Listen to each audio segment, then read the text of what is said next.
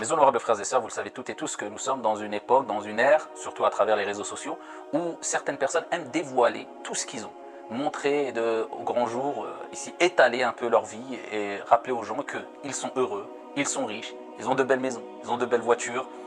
ils ont de grands projets et ils montrent tout et ils dévoilent tout avec quelquefois naïveté malheureusement, même concernant leurs projets qui n'ont pas encore abouti. Ensuite ils se plaignent, ils s'étonnent parce que leurs projets n'aboutissent pas, parce que quelques jours après ils se sentent malheureux ou alors les bienfaits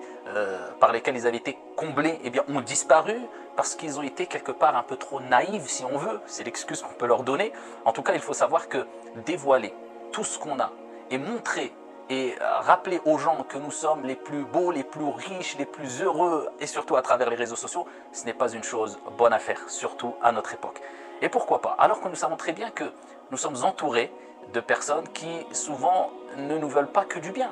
et souvent de personnes touchées par la jalousie. Alors je dis pourquoi nous sommes entourés par de personnes qui sont souvent touchées par la jalousie, parce que le sentiment de jalousie est quelque chose de naturel.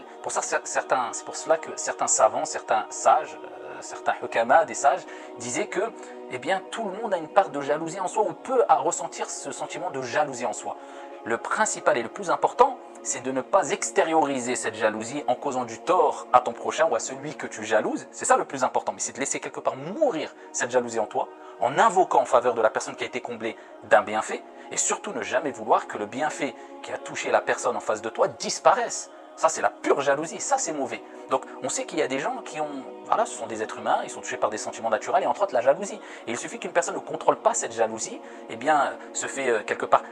envahir par cette jalousie, mélangée avec une certaine haine pour qu'elle te cause du tort. Il y a plusieurs manières, en te calomniant, en voulant te faire du mal, même physiquement ou quelquefois. Et nous, en tant que croyants, on le reconnaît, hein, comme le prophète alayhi salatu wassalam a dit, Al-aynu haqq, le mauvais œil est une vérité.